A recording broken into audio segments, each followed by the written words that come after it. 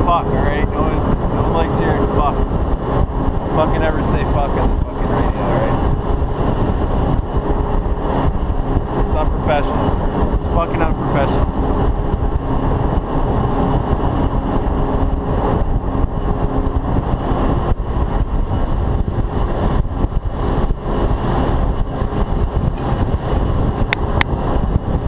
Six pieces of gear that got me through deployment.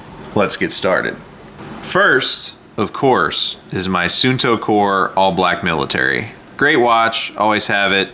This is my replacement watch because the last one lost the dial. However, I do still have it and I have to locate it, but this is a great watch. It does a lot of awesome things.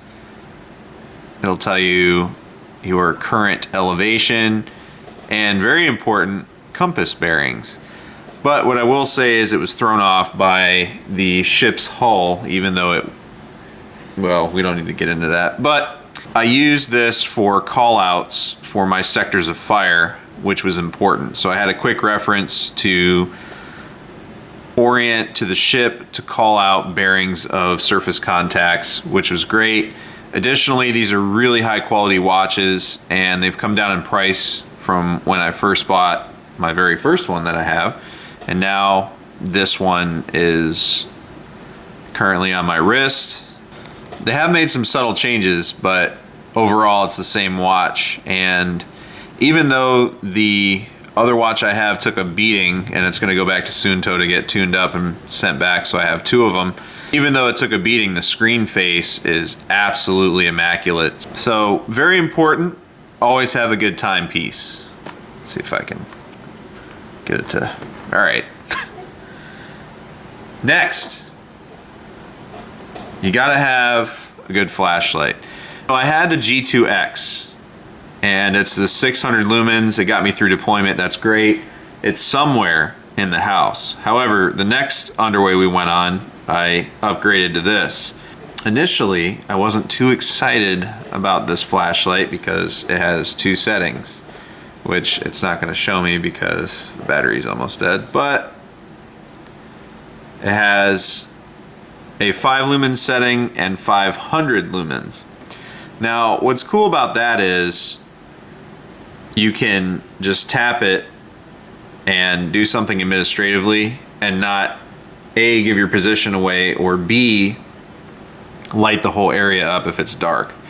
When you hit the 500 lumens, it is pretty bright. In fact, this light got, I think, 100 or 150 feet across an open bay at night, and there was a small patrol craft that was unlit and I was able to see it. So pretty solid light, really good for administrative work, and it's good for other things. You can see I've really beat it up in my pocket. I even bent the hell out of this. It got caught on a chair and I stood up and it bent it, so I had to bend it back a couple times. It's gotten loose again. I'm gonna have to do that. But this is a very, very solid EDC light, perfect size, fits in the palm of your hand. You can use it as a hard pack if you gotta hit somebody, or you can conceal the flashlight and use it for, you know, whatever you need it for, I guess. But very solid, surefire. It's powered off of one CR123 battery, so you have about 5 or 6 of those that'll get you by. And overall, great light. My wife has one that she carries around in her pocket on duty, and an IntelliBeam now, so I wonder where that 600 lumen flashlight is. Next, good knife. I had a really solid knife all these years, this Cold Steel Recon 1. This isn't the only knife that I recommend, but I've had this knife for so long and it's only been sharpened once. It's a little loose sometimes. Well, got a good lockup that time. But it's held an edge. I've used it on quite a few things I probably shouldn't have. I used to have 2 of these. I gave one away, which was sharpened one time also. I cut metal with that one. And this one I kept nice for the most part. It's cut a lot of line. It's cut pieces of gear that got frayed. It's cut all sorts of stuff. And it's still very, very strong, and I carry it every day. It's a very light knife too, and I'm very pleased with it. this exact blade is where it's at, and overall the fit is still really solid. It's a knife that I measure all knives against, so very, very solid knife, excellent staple. I should probably oil it. Next, as you saw in the intro, the Mechanics gloves. These are the Impact 2s. Yeah. So Impact 2s, the reason I didn't get the Impact 1s is because they had a little too much going on. These Impact 2s were a little more streamlined for me. You can see they're a little beat up, and you're like, what's that from? Well, it's from racking 50 cals and 240s. That's the charging area for those charging handles.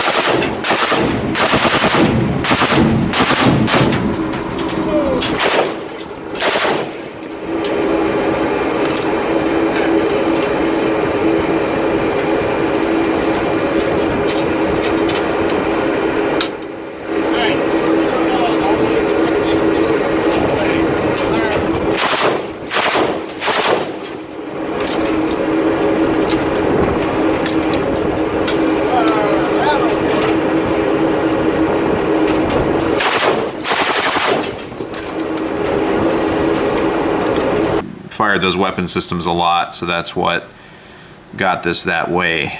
And I will say these hold up very, very well, and even though they're frayed, there's no holes in them. So I've worn these quite a bit. They're really solid for what I use them for, which is weapons handling and all sorts of other stuff. I used to use the Oakley Pilot gloves, but these are a lot better. These gloves also went with me to Security Reaction Force Alpha School, which is what happened here. These are sim rounds that hit my hand. Not from when I was the good guy, when I was the bad guy. They gave me a gun that jammed and told me to shoot somebody, and then I got lit up. But I got shot in the wrist a lot too. That shit hurts. But overall, these are really, really solid gloves. They hold up to a lot of punishment, and just looking at them, I mean, you see a couple fray marks, but if you could watch what these went through to get here, you'd be impressed that they look the way they do. Definitely buying a bunch of these. They're very inexpensive, very solid, and they protected me from hot guns. They protected me from industrial environments, a lot of rust, and all sorts of nasty things that you don't want to deal with. They're good for patrol too, so if you're looking for a decent patrol glove that's a general purpose glove, not an anti-puncture glove for sure, but just a general purpose glove, very solid. And I've fired both M9s and M4s with this without issue. So I love the dexterity, love the protection it offers. They're very, very solid. Next, so I gotta, this isn't the exact one I took. The one I took was just a black American flag. It was very subdued.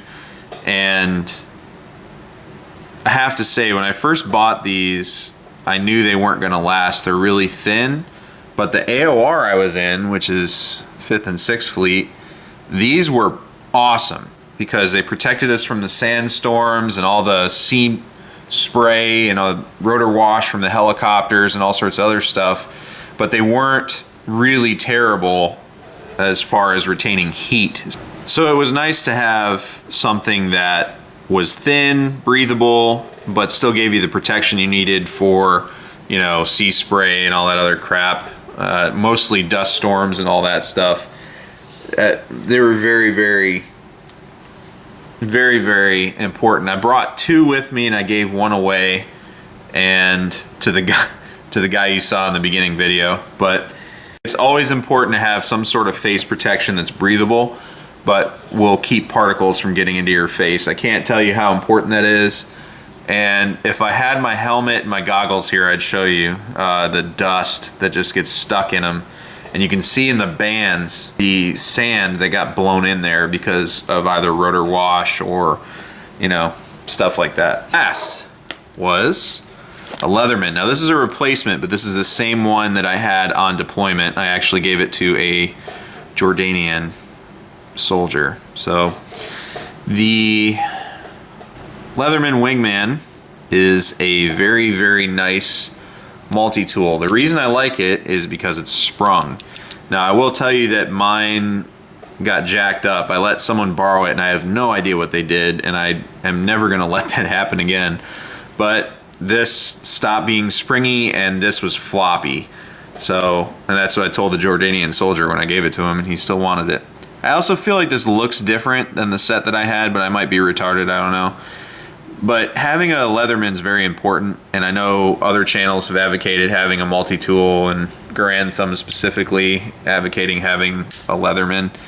I used the blade on it a couple times. Knife's really solid, and it has a couple of other important tools in here that facilitated administrative things that we need underway, you know, screwdrivers. And it's small, which is important because when you're on a Navy ship, you don't have a lot of space, especially when you're E6 and below. So it's important to have something small that you can use that's very handy, does a lot of things for you, and stays in a very small space. So you can either put it in this little pouch, put it on your belt, or like I did, put it in your pocket. This clip's okay. I only had it fall out of coveralls. When I was in my Type 3s, it didn't fall out. So this is a very solid little guy, and I really like it. Now, about way through deployments when I gave mine away and I switched to this one, which is a Stanley. Now, I don't have any experience with Stanley making multi-tools other than this. I have no idea where it came from. It appeared to me one day, and I used it for the remainder of the deployment. And it's very, very solid. It's not sprung, that's just the weight. But you want to have either something like this where you can rotate it and it opens for you so you can use it one-handed, or something sprung like this. But this Stanley unit's pretty solid. Oh man, it's kind of dirty in there too. But it has more tools, and it's definitely more useful than this one, and I can get a full hand on this one, whereas the Leatherman, you know, it's kind of like the Glock 19 and this is like a 17. You can really, you know, wrench on this one, but this did a really solid job. I like how this one feels a little bit better, and the jaws are a little more substantial in thickness, but overall they did the same stuff for me and I have no complaints. I gotta throw some oil on it too. Jeez. Salt water eats everything.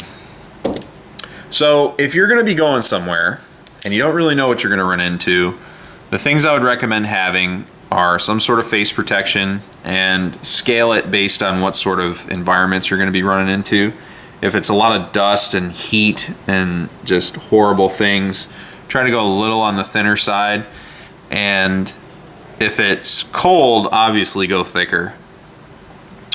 Multi-tools are very important. I would highly recommend a Leatherman, and this Stanley has proven itself to me. So if you have one of these cute little Stanley guys, it survived life on a Navy ship, which is definitely saying something.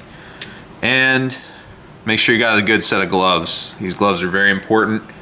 They provide protection for your hands, which is really important, and it allows you to do a lot of things without incurring damage. And I know it's hard to see, but there's slice marks on this, there's dents and wear marks and little points of contact on these gloves that you don't appreciate till later, and you realize, wow, I hurt myself there, you know.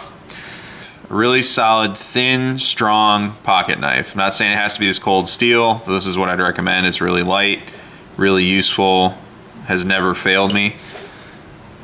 a really good flashlight, and of course, solid watch, which I'm gonna put back on so I don't misplace it. I had more gear while I was underway, and I did a lot more things underway than just use these little guys. But the percentage of time that I needed to have these things was pretty thin in some respects for whichever we're talking about. But having those proper tools for those scenarios was priceless. So thanks for watching. Take care of each other, stay safe, and support and defend the Constitution of the United States of America.